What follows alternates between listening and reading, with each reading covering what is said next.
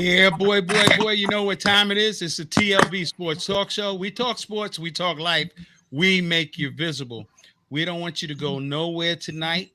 Call your family, your friends, your enemies, text them, get them on social media, and let them know that the TLB Sports Talk Show Empower Me broadcast is now on the air on Facebook, Randy B. Ball, LinkedIn, Randy B., and it'll be on YouTube, TLB Sports Talk Show. We have some powerful guests on the roundtable tonight. The roundtable is the Empower Me Roundtable Solution, the solution to the problem. This is not going to be about the problems. We know what the problems are, but it's going to be about the solution. We have His Honor, and is proud to say, Judge Dexter Wimbush out of the 8th District in Atlanta, Georgia. He will be with us tonight. We have Darrell Brooks. We have Brian Stokes, James Taylor, and of course, myself, Randy B. So don't go anywhere. Keep it locked in. We want you to enjoy what's being said and get pencil and paper and write things down because it's going to be very informative. All right. Here we have More Than a Conqueror, Faith, Fear, and Favor book, Kindle edition by Dexter Wimbush, the author. Like we said, it's an honor to have Judge Wimbush here today.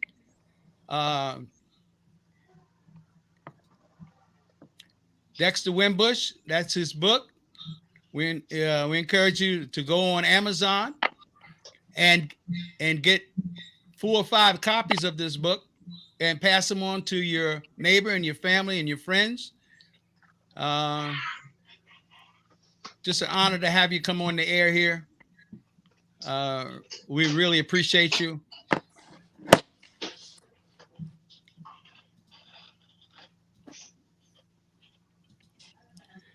Dr. Wimbush, welcome to the broadcast. How are you, sir? I am wonderful. Thanks again for having me here this evening. Again, it's an honor. It's really an honor. I'm going to have to mute somebody off because we hear the background noise. Dr. Wimbush, in 7 minutes time, I know it's not much time, but could you possibly, which I know you can, give us solutions on how to empower people of color in the communities, in the inner cities, in the suburbs, in our areas of disenfranchisement where people of color are living? How can they be empowered by the work that you do and things that you see? Well, I don't need 7 minutes to do it. I could do it in less than 10 seconds. But it's a conversation that most African Americans in particular do not want to have. And that is, we have to go back to a place where we have community standards in place. Since the late 1960s, as we exited an oppressive state in Jim Crow, and we were able to integrate into white America, the one thing that we lost during that transition were the community standards that were present in the African American community that helped us survive for 400 years. As people were able to get into higher ed, fields of higher ed, get into corporate America, become entrepreneurs, become among the rich and the elite, we left behind the very thing that helped our community survive through 400 years of slavery. But in 2022, we don't want to have that conversation. Everybody seems to want to do their own thing, and everything, whatever you do is fine. You don't have to answer to anybody. And that's what I'm seeing in my courtroom. In my courtroom, as I go into the courtroom as an attorney and as a judge. When I see Black people, we come into the courtroom disadvantaged because we don't have community standards. So I believe that's the answer, is that we have to establish community standards.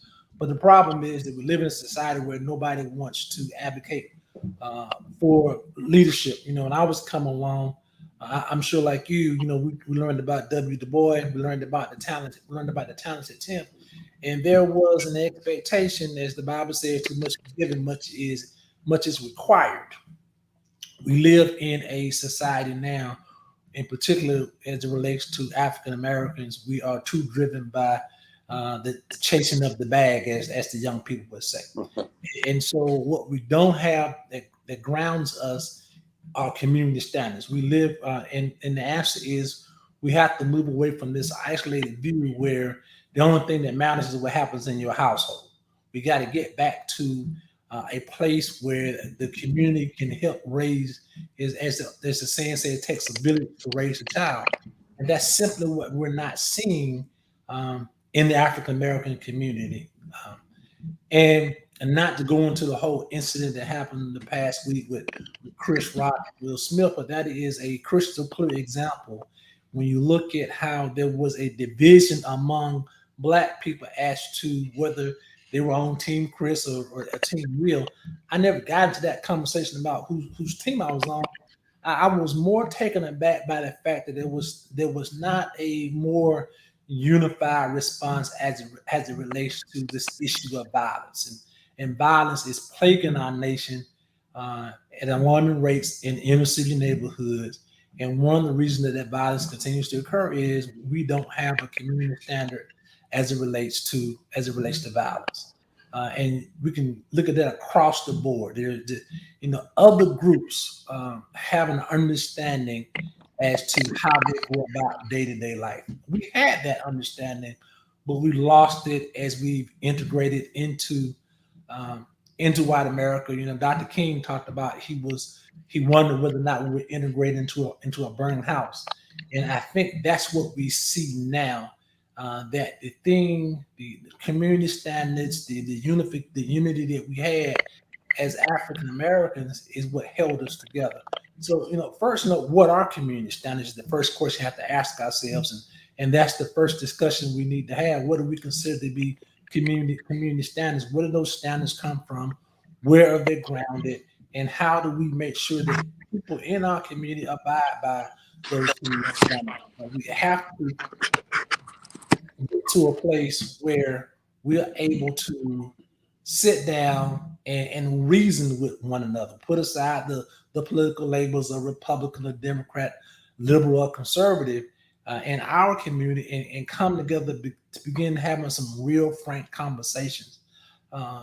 Black people, we are consumers. We got to learn to be investors. But how do you do that without standards? And how do we establish those standards? And that's a question we got to answer. We got to be able to come together without being burdened down by our egos and who needs to be in leadership. That's a discussion that has to be had. It's not an overnight fix, but we got to get back to a place where we're operating as a community and not in isolation. We got to begin to address the issue as to who speaks for us. Hollywood, the music industry, we're in a space now where they're choosing our leadership. We're not choosing our own leadership. And they choose that leadership by giving them the opportunity to speak on certain issues. Oftentimes they have no experience, no background in those issues, yet they speak as if they're speaking for the entire community. That is a new phenomenon for us. And so when we have a community that's being represented by individuals in the entertainment industry or individuals as athletes, without them understanding that there's a tie to their community, it puts us in a very dangerous situation, because if something happens to those individuals, it puts us in a bad situation where people look at us as if we're not able to be unified.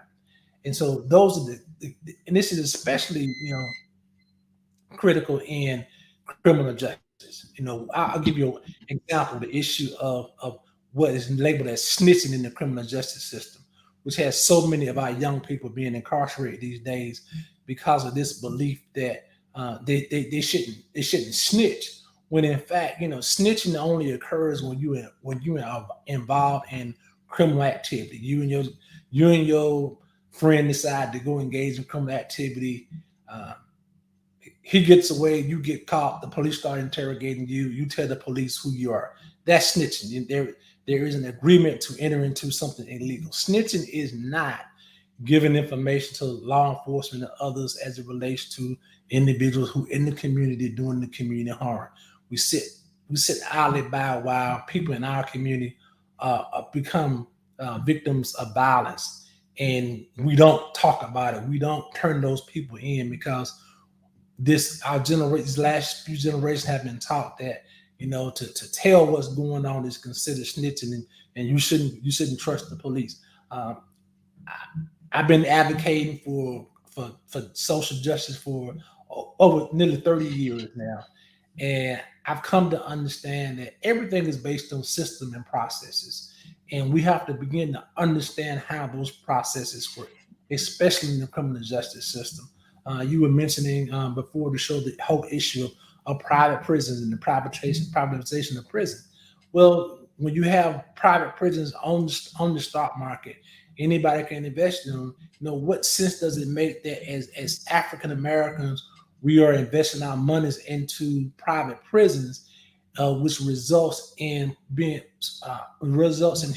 humongous profits being made at the hands of our young people or African American men and increasingly African American women, and we're supporting those types of industries that oftentimes come into small rural towns with promises of high labor, high wage paying jobs, and bringing income into the community that it doesn't pan out. At the same time, we see these private prisons being overwhelmingly young African American men, as opposed to uh, putting our money into industries and education that could help these young people find a way out of poverty. But at the same time, we gotta take some real harsh looks at ourselves. We talk about unemployment in the black community.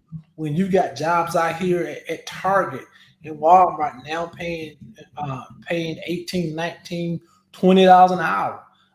But we don't have a work ethic within our community. So our young people would rather not work or sit at home and play video games or sell drugs, and we go along with it. We don't question them. We don't encourage them to do better. And oftentimes, those who do us the most harm, those are the ones that you see on television every day. And so it looks like the African American community is being burdened with an um, overwhelming pandemic in our country in relation to black people. So community standards. That's how we address these issues. Well, Your Honor, you hit on a lot of points: accountability, unity, community standards, family order, speaking for the whole, and not you know those that are speaking for the whole are not really speaking for the whole; they're speaking for themselves, and those who are, I would say, the puppet masters that have put them into a place of visibility to speak on behalf of the whole, but it's not really for the whole. If that makes sense to anyone that's watching and listening. Then you talked about snitching. I'd like to address that snitching, if I may.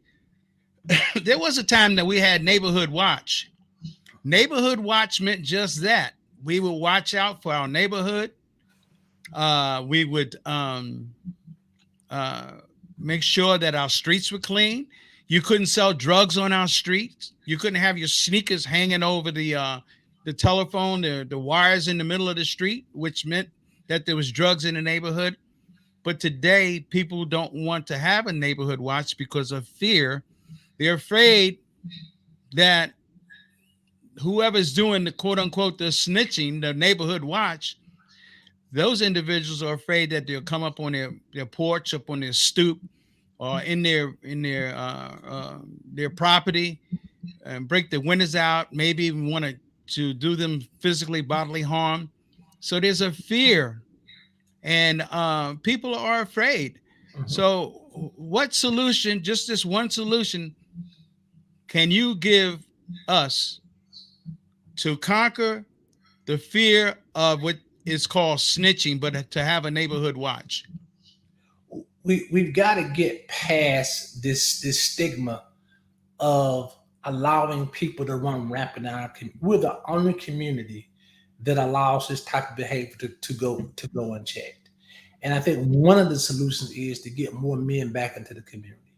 You know, black men have been forced out of their homes, have been forced out of many leadership positions in many communities. We got to get our black men back into our homes, back into our children's lives. They got to have that positive male influence. I spent the past 5 years looking at the whole concept of mentoring and how it affects higher education faculty. It's the same thing that happens with our young people. If we got more black men involved with our young people at a local level, we would be amazed at how our communities would change overnight. Wonderful. We appreciate your solution for that particular issue, and thank you for very much, Judge, for being with us. Please don't go anywhere because we're going to have a solutional roundtable. But now we're going to bring on Brian Stokes. I know we said some things. Could you frame yourself and put yourself into the frame a little bit better? We can see. There you go. Okay. Now we heard the judge talk about more men uh, being more vocal in our neighborhoods, which goes back to family values. You yourself, sir, you have a program that a lot of people are not aware of, and we want to make them aware of this. I want to bring it on. There you are teaching a group of individuals in the classroom. Mhm. All right. Right. There you are in the classroom teaching another group of individuals. All right. Talk to us about, as the CEO of Global Sterilization, uh, what it is that you do to bring a solution to employment and education in our community, people of color, disenfranchised people, uh, Right. people who are looking for jobs, who think that they can't get a job that makes a lot of money or will provide for their family because they don't have education. Talk to us. All right. Thank you again, Randy, for having me. And hello everyone that's on the panel. Um, yeah, well, it's basically to empower students to learn a trade, to enhance, their lives, um, to enhance just their ability to know that they can actually do something. You'd be surprised once they found out that they read the whole book. Not a lot of people read books nowadays, and for them at their age to be able to read the book from front to back, that's empowering to them. So now they're taking their power back to their friends and family, what have you.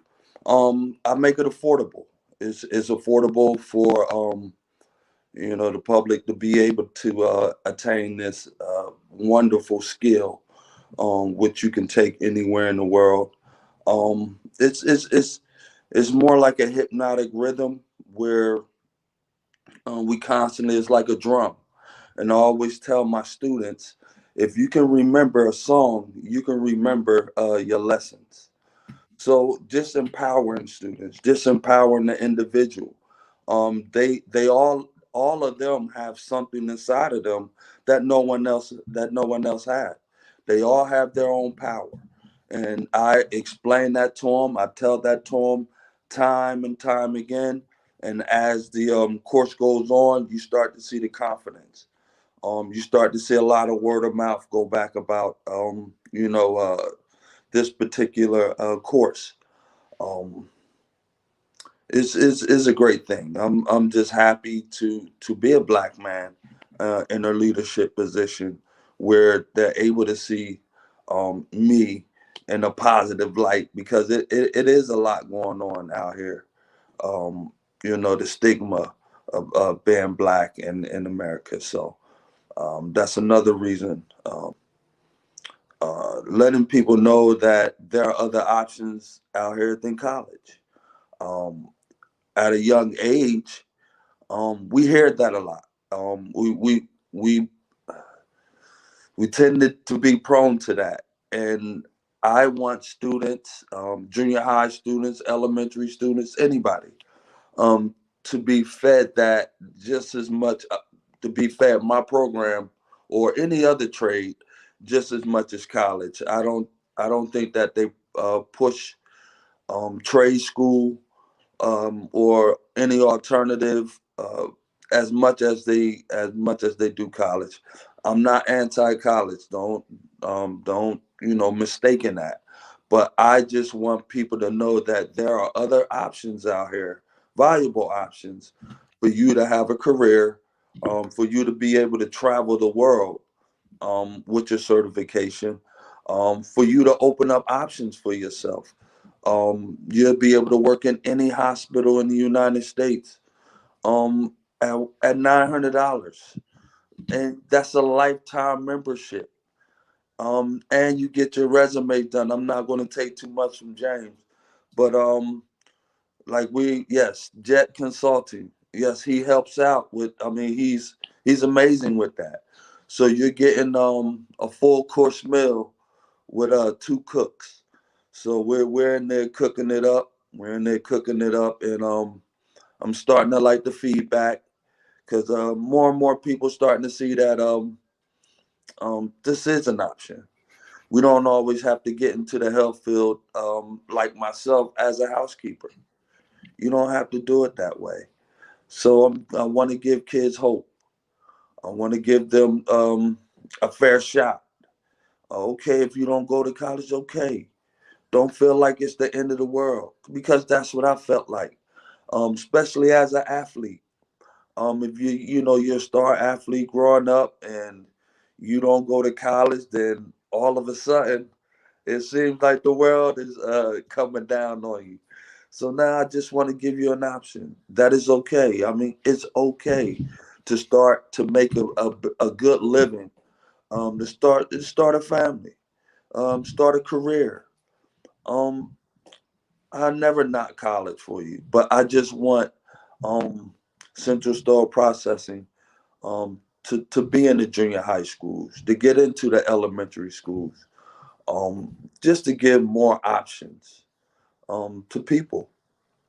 And it's good for anybody, any race, any creed. Like we have all kinds of people come through our course, and we're just happy to be able to serve them. So. Well, there's many things that you said that was very powerful, but as I took note to some of the things that you spoke about, first being reading the right books is so important. We read a bunch of junk, Hmm. that doesn't really empower us and doesn't really edify and build us up because of the way, like Judge Wimbish said, uh, we have people who are telling us what's best for us as a whole.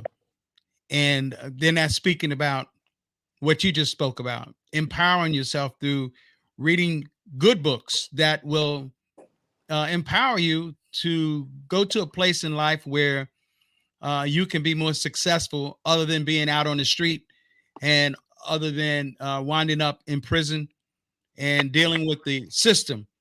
And so you talked about that. But the main thing that really stands out to me that I really appreciate is that you said you bring out the best in them. To bring out the best in a person, that means you really care. Hmm. That means you got hands on. It's personal. It's relational. It's much needed in the neighborhood because uh, DIFAS has done a work with that. If you had a daycare center, you can't hug the kids anymore. You can't wrap your arms around them because you'd be considered a pedophilius. They talk about pedophiles, but those kids need to know that someone cares for them. So when you lift them up, you break that spirit of insecurities. They don't feel insecure anymore. But again, you're, like you said, you're bringing on confidence. I can do this. Yes, I can. And you're giving them options. You let them know that college is not for everybody, and that there is a solution to their situation in their neighborhoods.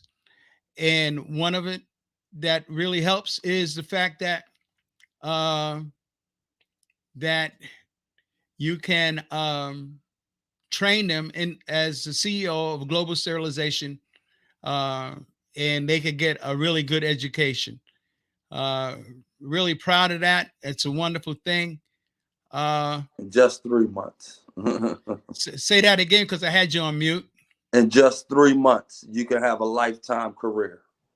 3 months. Now, how many days out of that month, say how many days out of the week will they be required to, as Judge Wimber said, there needs to be more accountability Right. in our neighborhoods. So now they're accountable for coming to class. And so how many days out of the week?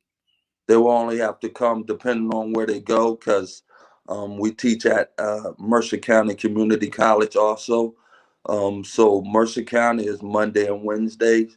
The class that we teach at the hospital is Tuesday evenings from 5 to 8 and 9 to 12 on Saturdays. So we will only meet once a month. Once a week for 12 weeks, 3 hours. But during that week, you have assignments to do, and that's that's what we're discussing class. So every week we're breaking down every chapter, every week. So we don't leave no stones unturned. Just to see the students going from knowing to not knowing to knowing, that's gratifying. So Wonderful. That's a wonderful thing. mm-hmm. And again, this has been Brian Stokes. He is the Chief Executive Officer of CRSCCT. That's in Trenton, New Jersey. Yes. Okay. And when he said Mercer County Community College, that's in New Jersey. All right. And you can also, there's his profile on LinkedIn, Mm-hmm. Brian Stokes, and there's the information there. And we want people to know how to get in touch with you. And that's so important. Communication. We've got to have communication and things in order. Thanks for coming on the air, and don't go anywhere. We're just going to have a brief roundtable. But now we have as a part of our roundtable here, I'm going to take everybody off. I'm going to put this brother on here. Jet Consulting at .com. Welcome, Mr. James Taylor. How are you tonight? Good evening. I am excellent. Thank you for the opportunity, Randy. Really appreciate it. Good evening, everyone. Yes. Talk to us about how to empower our neighborhood through what you're doing in your community. And you're working along with global sterilization also. Absolutely. So I want to go back to what Professor Stokes said and what our esteemed judge said. It's about understanding the process. And what I mean by that is that we have to have a plan before the plan. And the first thing is we have to understand how to get your foot in the door. So you have to be able to have a resume that will allow you to get caught by the eye of that recruiter. So the first thing is that we teach, and what I help people and be part of the solution is first getting noticed. You imagine the recruiter has hundreds, if not thousands, of resumes that they review in a given week, month, and you want to be able to stand out. So the first phase is have something where you're marketing yourself to get your foot in the door. The next phase of that process is understanding, once you get your foot in the door, how to present yourself. It's being able to have the nonverbal communication as well as the verbal communication. So when you have that interview, understanding when you come through the door, how you should dress, how you should be able to have the right posture, the eye to eye contact, have an engaging conversation, have prepared questions for that interviewer, and not just show up and be on defense, but also go on offense and be able to essentially let that recruiter know it would behoove you not to hire me. So during our process and what we teach and what I convey to people is how do you present yourself first and foremost and give them the requisite skill sets. And again, what the judge alluded to is that mentoring and being able to have someone right in front of you that they can actually see and say, oh, well, if you can do it, I can do it. Giving them the confidence.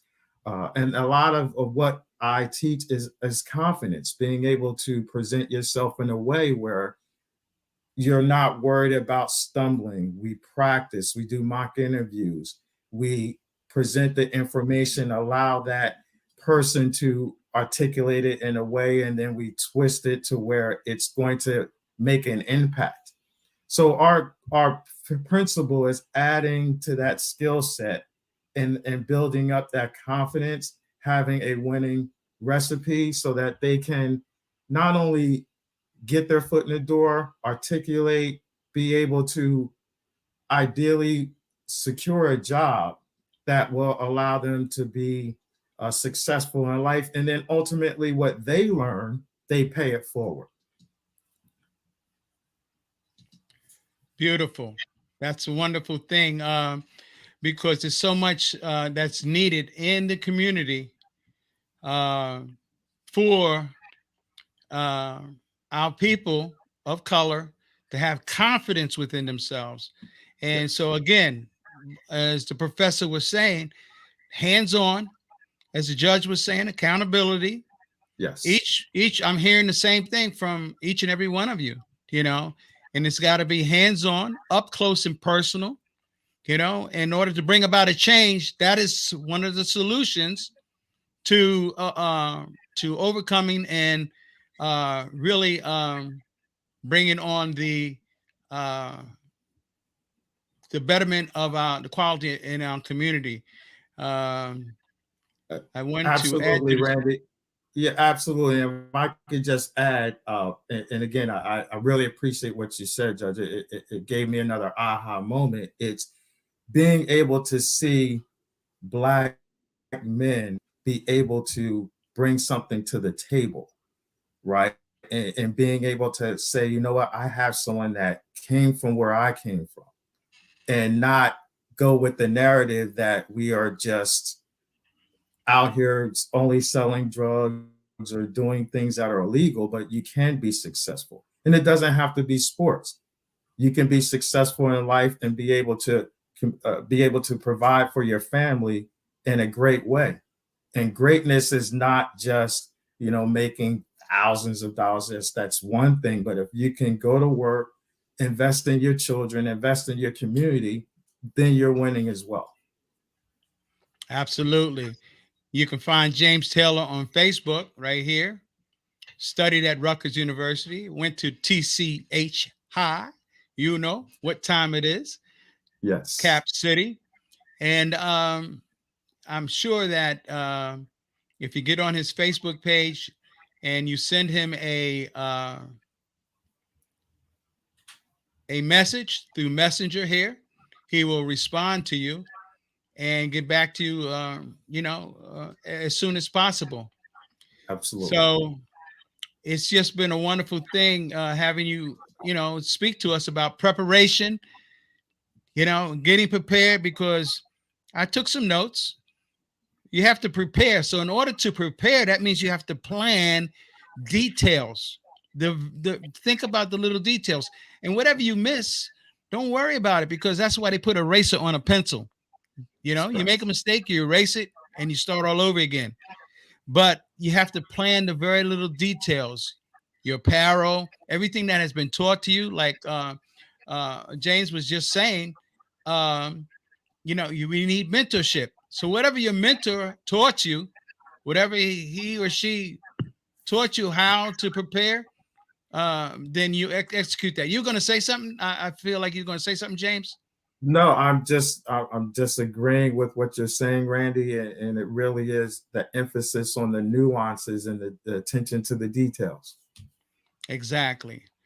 So we appreciate you coming on the air, and don't go nowhere. Keep it locked in, because next we have with us the author of Disenfranchisement, 37 Days, uh, Darrell Brooks. Welcome Hello, my brother.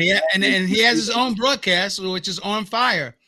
Uh, and he's on fire. Believe me, he's on fire for as a patriot. He's on fire for his neighborhood, his community activist.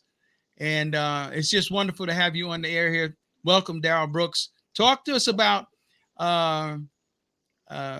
what you do. Okay. On Fire, Darrell M. Brooks, and what it is that you're doing to make a difference in your community. So, I like to first of all thank you for inviting me on in the August panel that's on. It's a very blessing to have so many brothers that are talking about great things for the community. I was listening to the judge, and he is definitely right. I met Judge Winbush down in Atlanta. I was doing the 40th anniversary of Selma and Montgomery March and the SCLC conferences. And I like to quote Martin Luther King when he said that we're all caught up in this great inescapable network of mutuality, tied in a single garment of destiny. And whatever affects one directly affects all indirectly, and that I can never be what I ought to be until you are what you ought to be.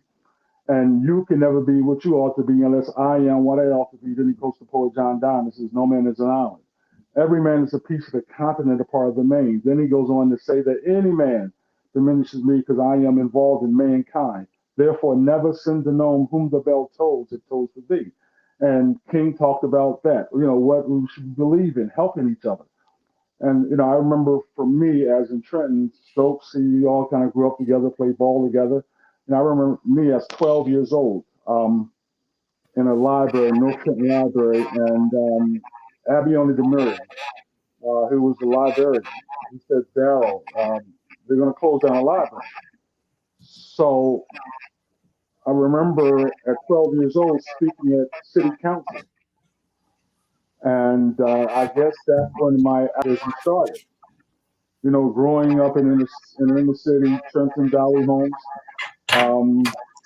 watching PBS, watching the civil rights movement, watching the Kennedys, being amazed at Martin Luther King and Fred Shuttlesworth and Bevel and all those, Andy Young, all these great activists speaking out, reading books on these things, on the whole civil rights movement and politics, but also being from a family down in St. Mary's, Georgia, that were politicians. Artie Jones, Sr., who was the first individual that told me about politics. I worked on his campaign. I had to be like 11 to 12 years old holding the sign. I remember being in the Camden County Tribune at 11, 12 years old down in St. Mary's, Georgia every summer. Um, you know, uh, just being in a paper in St. Mary's, Georgia. I remember my uncles who were fishermen. My uncle Nat Wilson um, had 10 shrimp boats, fish boats, fishermen boats, big boats. That was something awesome when you sit down in St. Mary's, Georgia, and your family, big houses. And they talked about they owned their own businesses and owning 10 shrimp boats. That was the big thing, owning land. And then, seeing all that, but then going back into Trenton as a kid in Dolly Homes and seeing poverty. I wasn't in poverty, but I saw a lot of my friends were. Um, so that was something for me to try to understand what's happening in our community. Listen to the politicians say, Well, we're going to change things. We're going to make a difference. And everything in Trenton's still the same. More violence than ever before. So me being watching all these documentaries and seeing the activism down south and watching and reading about it, graduating from Trenton High, going to Mercer County College, I think that was my second stage of activism. And I tell people that, becoming vice president of student government, black student union president. And in Dally Homes, I remember this old lady said, Darryl, they're not treating the black kids right in the store. It was across the street. It was a Hispanic store. They said, Darryl, you're the president of the Black Student Union. I mean, what can you do? So go to my mind is I know history. I understood what would Martin Luther King do? What was those 60s movement leaders do? So I had a protest. And I had parents and young kids. They shut down the block on, I can't think of the name of the street, Southern Street, the store, right across from Dolly Homes. And then they said, well, who's this guy? Darryl Brooks, activist. He's I can't even codify something derogatory, but, that was my thing. It was like all this great things that I always wanted to do, and the leaders that I followed was happening. It was finally coming around, and I was so excited. And being involved with the community, speaking out, never being afraid. I remember Dr. King said it. He said, "True forever on the scaffold, wrong forever on the throne. Yet that scaffold sways the future, and behind the dim unknown stands God within the shadow, keeping watch above His own." Knowing that I knew that belief that God was always with me as a Christian, I had to believe that I was always trying and doing the right thing. In getting involved politically, working on different campaigns. For me, I tell people this, I really enjoy social activism more so than the politics, because the politicians, they were not telling the truth. You can work with politicians, but the social activist thing for me was the more for me achieving, doing great things for our community. I tell people, activists, if you want to know activism, you have to read. You have to study movements. You have to be there. And as Dexter Winbush, when he was there, I had to find out what SCLC was like, Martin Luther King AIDS, and this was like in the 90s, in the 2000s, being there, watching, meeting Fred Shuttlesworth, bringing Fred Shuttlesworth to Trenton, Bevel, Reverend James Orange, leader, all these guys who I studied in the history books, watched on television. I was finally with them, talking to them, understanding what they had to go through. And that's what activism is all about. Telling me, well, Darryl, you listen, you're not going to be right all the time. You're going to make mistakes. Dr. King talked about he made mistakes. A lot of political and social activist leaders made mistakes, but they achieved great things as they kept on pushing. And one of the things that I tell them, one of my great achievement in 2006, I went to the 40th anniversary of the Selma Montgomery March and the Epps, Alabama, with the gathering of the elders with Harry Belafonte and Dr. Bernard Lafayette invited me. And then that same year, coming back to Trenton, and Dick's Sporting Goods in 2006, as some of you may remember, was a big gang violence in our city, in the city of Trenton. So I organized individuals, Kathy McBride, and I think it was one of the NAACP president. He was the former NAACP president. Brought him. We went down to Dick's Sporting Goods in Princeton, and we had a big protest because Dick's Sporting Goods one time was selling ammo without license. You can just go. You can buy ammo. You can buy ammo with license. But what is the reason why you're buying ammo for? What are you seen gang members? We observed gang members buying ammo. And as you know, in New Jersey in 2006, especially in Trenton, it was a big gang problem that we had. And so I organized a rally and we shut Dick's Sporting Goods down. And then 2006, Dick's Sporting Goods, because of the rally that we had, changed their policies. And with the policy that they changed was that if you were a gun owner, you could buy ammo, which I believe in the Second Amendment. But if you don't own a gun and you're out there, you're just buying ammo, why are you buying ammo for? So they changed that policy, and I like to believe that I saved some lives. And so that's what it's all about, being an activist, speaking out for truth. And I feel bad for the city of, Trenton, Philadelphia, Newark, and all these other places because crime rate is so high, and we have so many churches and leaders, but they're not accomplishing anything. And it's sad. It's to the point where, we have young kids today who have never been inside a church, don't know anything about Jesus Christ. We have young kids that are graduating from high school with a third grade education. And it's happening all over America. So what happens then? You have young kids who are, in another sense, who don't know God. And we have a third grade education. And they're playing the violent video games. Watching the violent TV shows.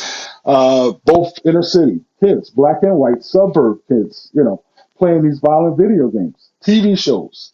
All things, it's everything is on TV now.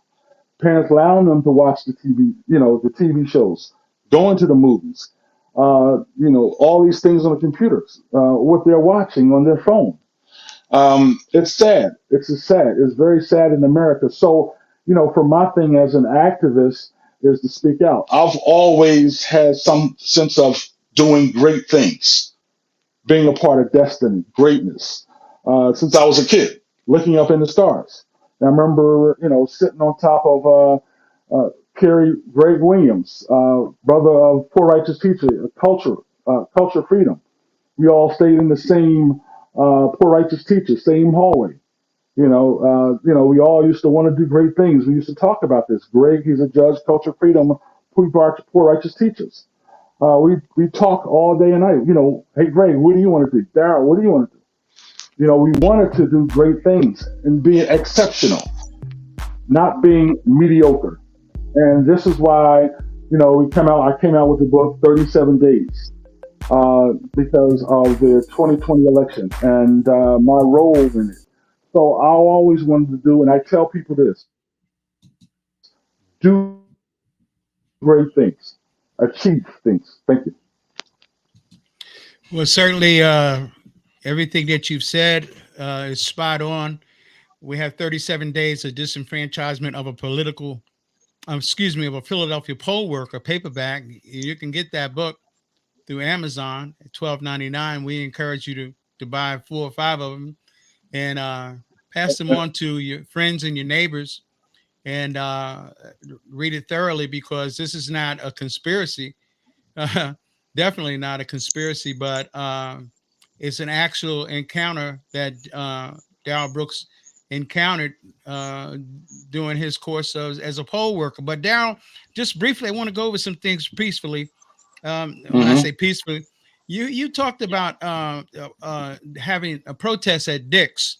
See, it was a peaceful protest. We need more peaceful protest. Now, the mainstream media, they're going to hype it up. They're going to send in Black Lives Matters, Antifa, and anybody else. Once you get a certain crowd, if you get more than 2,000 people, they're going to make it seem like you're the bad guys, because they're going to put somebody in there to disrupt the peaceful protests. That's what they do. And we need to understand that.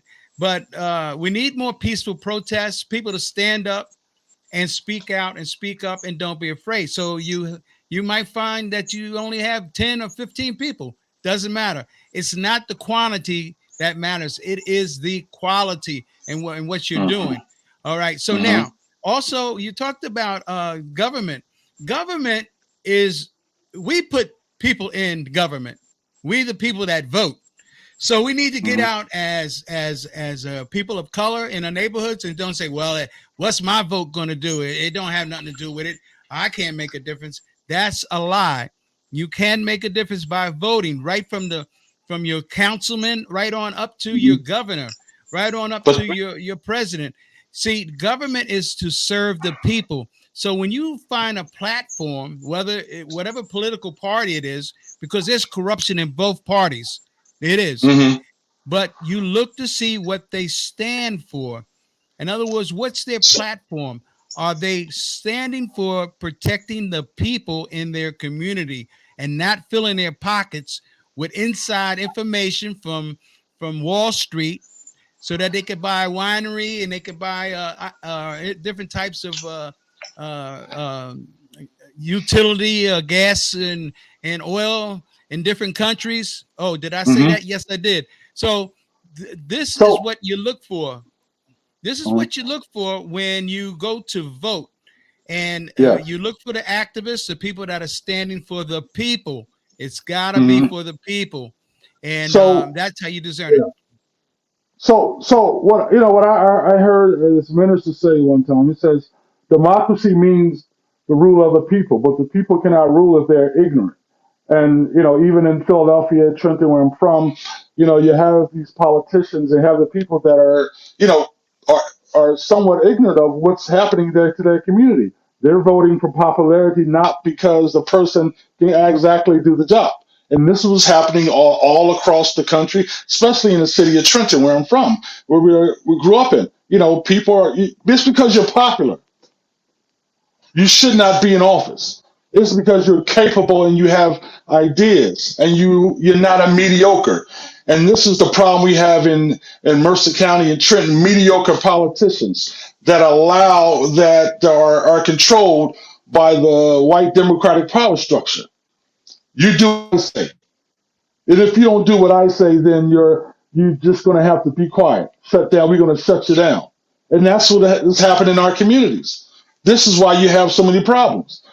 This is not like, we're not dealing with, great thinkers in our cities in Philadelphia and Trenton and Newark and all these other places. We don't have great thinkers in politics, because if we had great thinkers, if we had great people that was not mediocre, but great high level, like we need guys like Dexter Wimbush, myself and others to be in office, to stand up for the people. But if the people are ignorant and they keep voting for people who the Democratic Party or some organizations and groups who are behind the scenes, who are evil, rotten, and crooked, and doing things to push their agenda, not for the people of the city of Trenton, but for their agenda to make money off the people, because the people are ignorant. It's okay. Let's bring them fried chicken and fish dinners right before we vote.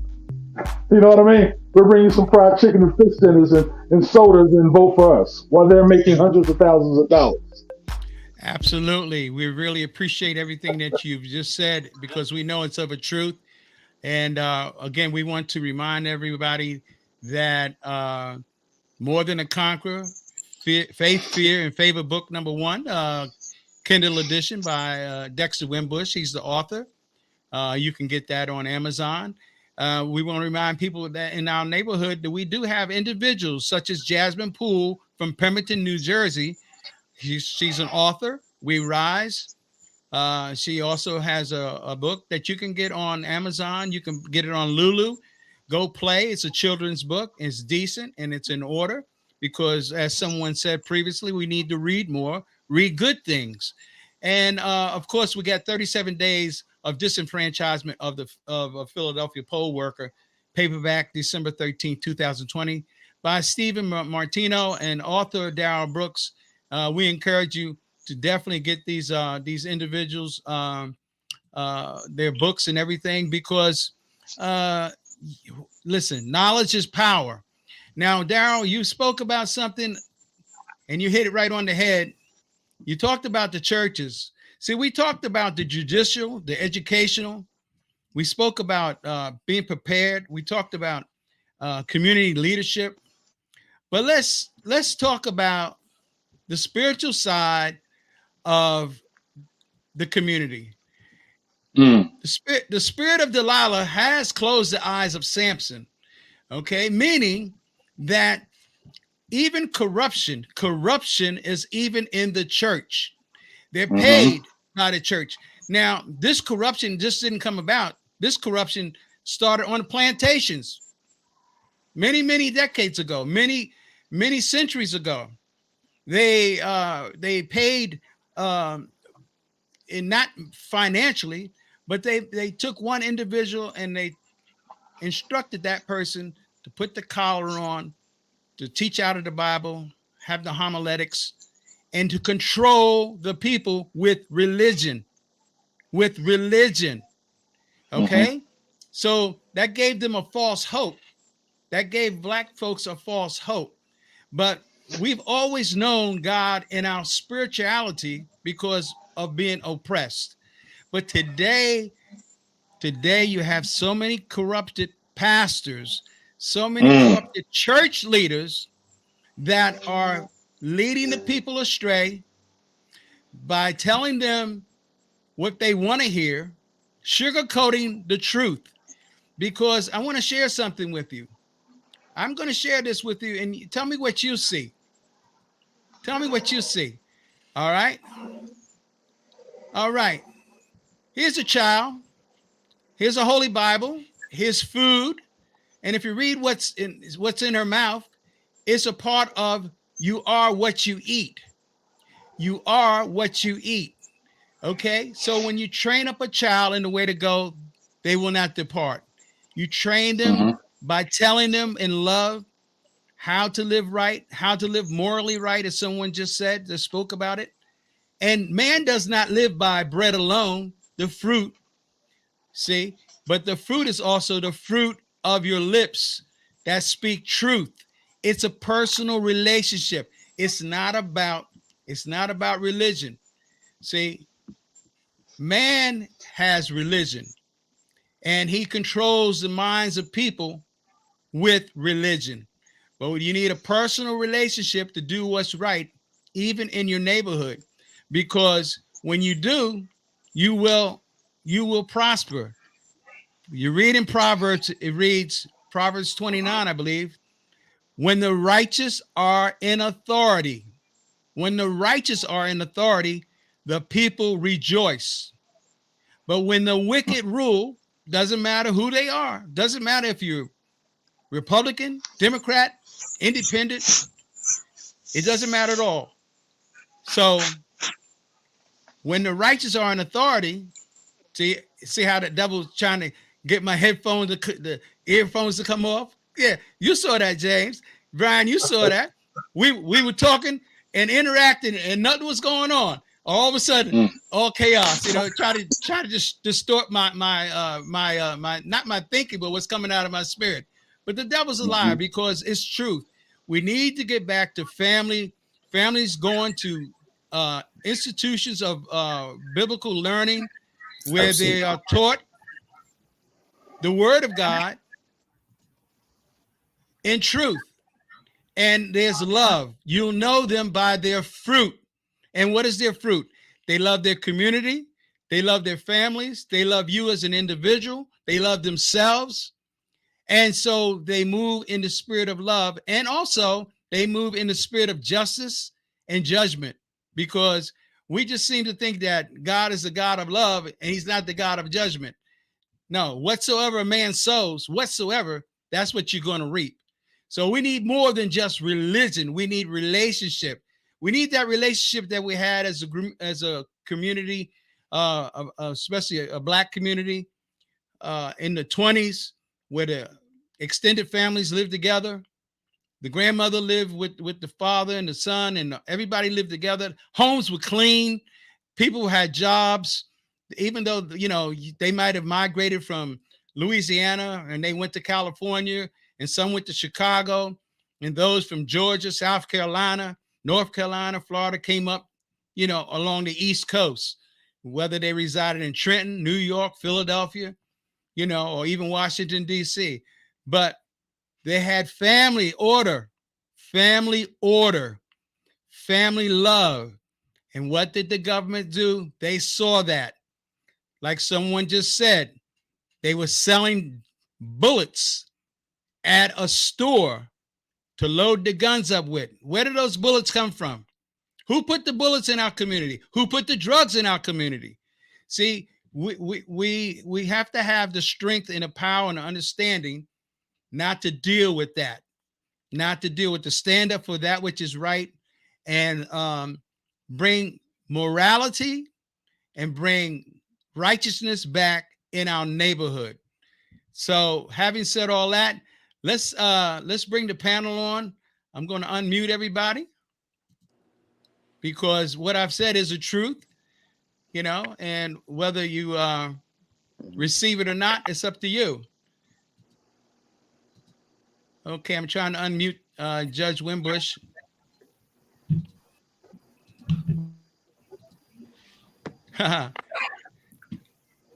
Unmute. Oh boy. Can't unmute because they choose. Oh, you can. There you go, Judge. All right. We appreciate everybody here. So let's bring everybody on. We're getting a little feedback. I don't know who it is.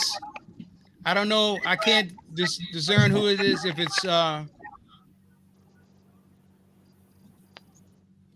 it's you, I think it is. I think it's on fire because we don't have the background noise. No. All right, for the next 2 minutes or so, let's chop it up. I'm gonna have to mute you, Brother Darryl. I don't know if it's Brother Darryl or not. I don't want to accuse anybody, but I'm getting background noise. How many hear the background noise? The echo.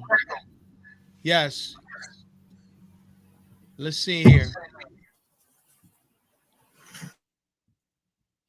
Testing 1, 2, 3. All right. Someone, that's why it's best when you come on any type of live stream, it's best that you have headsets. You should have headsets.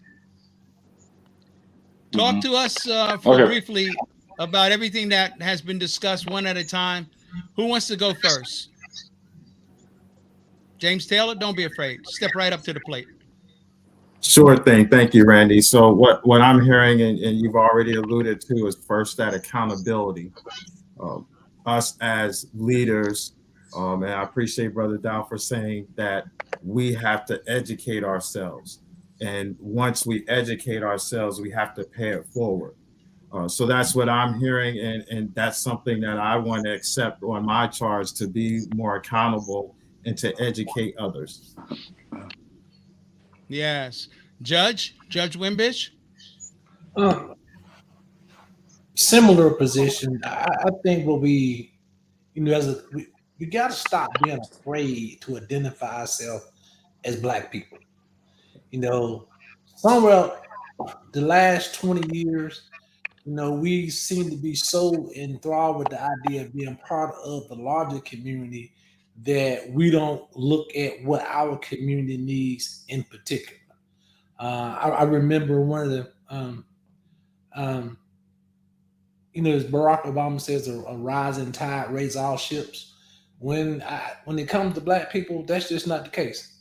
We got to start building our own boats. I know people don't want to hear that, but internalized racism is so embedded in this country. Systems are designed on oppression and racism. There's going to have to be a special consideration given for Black people.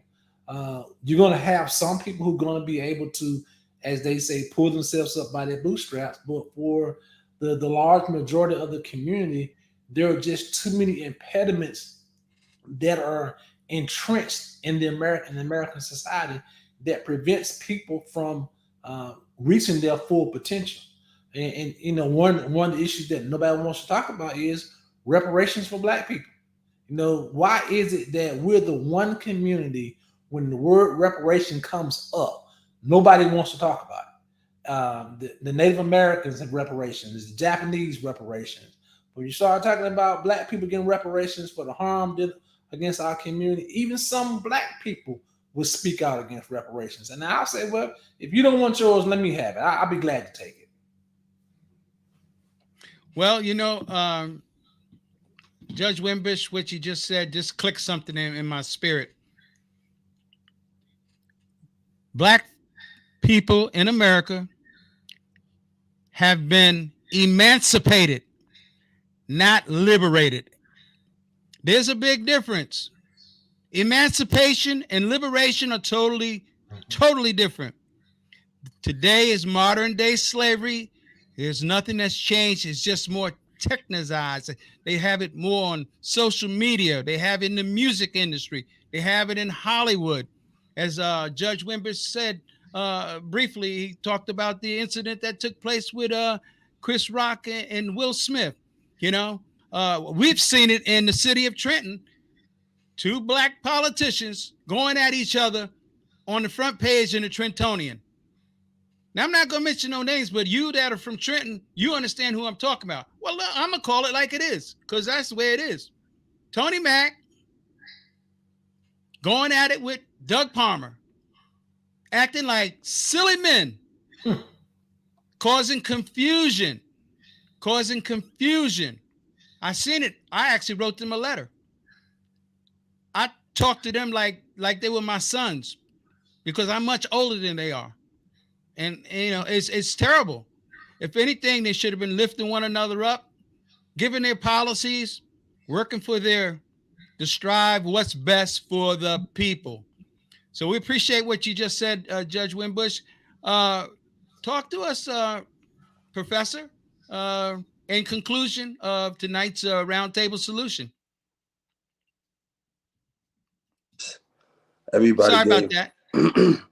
Everybody gave great nuggets tonight. What I take out of it, we have to stop acting like the wrong people, the wrong set of people. Like, we just be following behind people and don't even know where we going with it. So just having, the mentors that the Judge James and Dow alluded to, just having strong individuals to follow behind instead of following behind foolishness. So once we get more of that, more leaders, there could be more eyes to be looked upon us, as leaders, so they know that they can be a leader also, and as young black people, so black and brown. Yes, more leadership, and not the blind leading the blind, right. and those who are in control feeding who they think are sheep in their own eyes, so that they can control you as a people. Brother Brooks, talk to us about what your take is. Definitely, in conclusion, the take is, listen, we need preachers who are liberators. Martin Luther King was a liberator. Fred Shuttlesworth from Alabama was a liberator. Martin Luther King's speech is, but if not, when he talks about the though faith and the if faith, and the if faith is, if everything is all right, if I get a nice job, and if I can go to work and come home, and I wouldn't have to speak out and protest. That was the if, and then I'll believe in God. The though faith is, though things go rough, things are hard, things are burning up around you, but I still believe. That's that though faith. We need individuals with that though faith. Though times may be rough, we still going to believe in our Lord and Savior Jesus Christ, and that's what we need. That's the faith that I have, that though faith. And we need more leaders with the though faith, more leaders with the liberation faith. Fred Shuttlesworth or Martin Luther King, that were able to liberate people, wake people up, make people stand up. When he quotes his great quotes: "Truth crushed the earth to rise again. No lie can live forever." Those things that made people uplift, and we shall overcome. How do you know we shall overcome? Because the arc of the moral universe is long, because it's been towards justice. We need leaders like that who are not afraid to die. If a man has nothing to live for, he's Man has nothing to die for, he's unfit to live. This is what we need. In too many cases, we have people who are afraid to stand up. This is why we have more blacks in prison. Brothers get out of jail, can't get jobs. All these things that are happening because our leaders refuse to challenge the system in America, even in, just saying specifically the state of New Jersey and Philadelphia. So we have to do what's right. Always Yeah. do what's right. As Martin Luther King said, do what's right because it's the right thing to do. Absolutely, I agree with you 100%. And to piggyback on what you said briefly, to make it more plain, let's make it plain and understandable. The church needs to get out of the building and stop having a hallelujah time and being religious and get into the marketplace, into your recreation programs, into your educational programs, get into your supermarkets, get in wherever you work, whatever you do for your community. Let the church be the church and not have just church inside the church where you have false leaders who are filling up their pockets so they could ride around in their Bentleys and their Cadillacs, and somebody sitting in the congregation, they need their light bills paid because they don't know how to manage money. So we need to educate people right there in the churches instead of having a good old hallelujah, tap the tambourine, and didn't he tear the church up today? See, that's what they did during slavery times. We still in modern slavery, but I don't know about you. I'm no slave. I'm free. I'm not emancipated, but I'm free. So what they're doing back in the 1860s and so forth and further back, they're doing it now. They're doing it now by emotionalism. We don't need emotionalism. We need teaching and knowledge. Appreciate you so much, Brother James. Martin Luther King said he said in a sermon called "The Guideline to a Constructive Church." Everyone should listen to that. What church should be like. Absolutely. Appreciate you. So talk to us, Brother James, in conclusion. Well, in conclusion, a lot of very profound points made and nuggets, and really appreciate the knowledge that I've learned and nuggets that I'll take away and pick up that mantle. And just in conclusion, Randy, you said it, we got to operate in the fruits of the Spirit, right? And operate in love and be able to just empower. The title of this round table, our brother man and our fellow sisters, so that they can live life and live life abundantly. I appreciate each and every one of you that came on the air that's here tonight. We just thank you so much. Judge Wimbush, we wish you well. I know you're going to do even greater things down there in Georgia. And Darrell Brooks right there in Trenton. James Taylor, keep on teaching. And the professor, that's right. Don't get it twisted. We appreciate you, each and every one of you, for what you've said tonight. Has hopefully opened the eyes of someone that's watching this broadcast. So in the meantime, in between time, everybody knows the deal. This has been Randy B. That's right. TLV Sports Talk Show, where we talk sports, we talk life, we make you visible. We pray that there's more confidence and more boldness in our community to stand up for what is right and do what's right. Elect the right people, have our eyes open up, and get out of the four walls of the church, get into the community, get more education, read more books, stay out of the prisons, get a job, right? And do what's right.